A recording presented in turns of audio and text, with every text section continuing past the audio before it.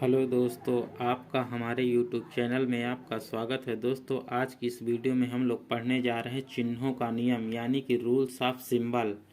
यानी कि जो ये चिन्ह होते हैं प्लस माइनस के, तो मल्टीप्लिकेशन केस यानी कि गुणा के केस में प्लस प्लस का क्या होता है, माइनस माइनस का क्या होता है। तो हम लोग देखेंगे कि जैसे हमको दिया है, ये हो गया पहला नंबर, ये हो गया आपका दूसरा नंबर, ये हो गया आपका तीसरा नंबर और ये हो गया आपका चौथा नंबर। इन चारों को हम लोग देखेंगे कि इन केस में क्या क्या आता है। जैसे दिया है हमको minus into minus, minus minus का गुणा क्या होता है, माइनस माइनस का गुणा होता है प्लस।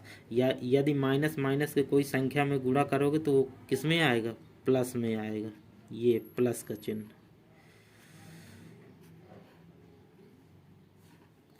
प्लस का केस बनेगा।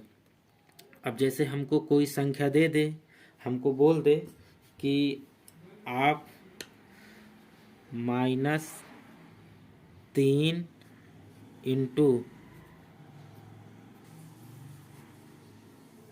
गुणा का केस।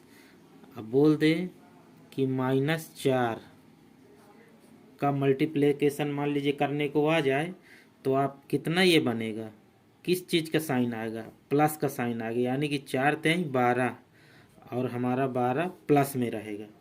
प्लस का चिन्ह बने चाहे ना बने, जब कोई चिन्ह नहीं रहता है तो प्लस में ही माना जाता है।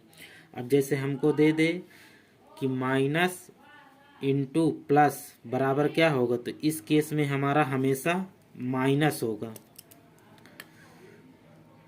तो हम लोग यहाँ पर माइनस का सिंबल बना लेंगे, यानी कि माइनस प्लस का गुणा क्या होता है, माइनस।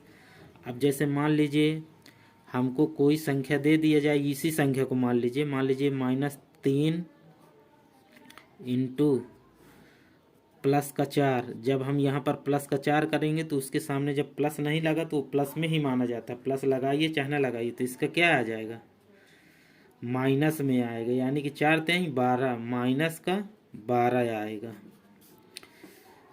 प्लस माइनस प्लस का मतलब होता है माइनस।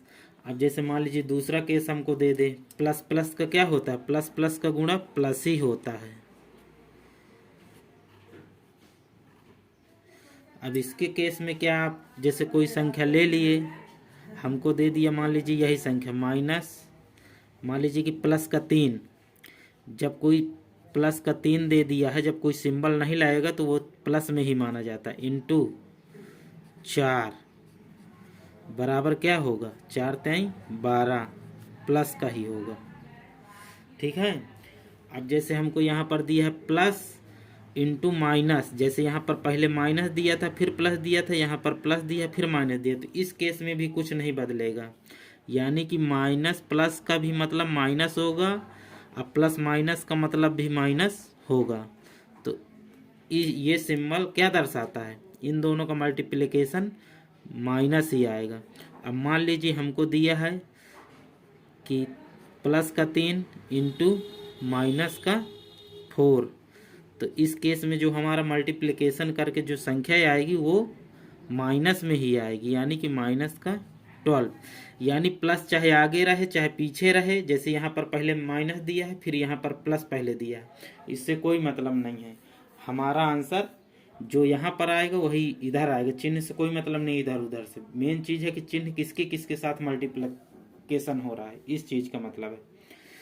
तो हमने यहाँ पर देखा कि माइनस माइनस का गुणा क्या होता है, प्लस। तो हमने माइनस माइनस का मल्टीप्लाई कराया तो प्लस में आया आंसर। फिर हमने माइनस प्लस का मल्टीप्लिकेशन किया तो माइनस आया, यानी माइनस और प्लस का हमने मल्टीप्लिकेशन कराया तो माइनस में ही हमारा आंसर आया।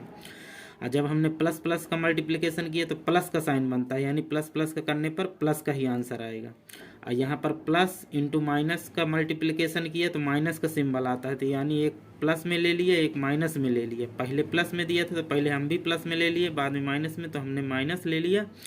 तो इस केस में भी माइनस में आंसर आएगा। तो यहाँ पर इसका आंसर ये हो जाएगा, इसका आंसर ये हो जाएगा, इसका आंसर ये हो जाएगा और इसका आंसर ये हो जाएगा।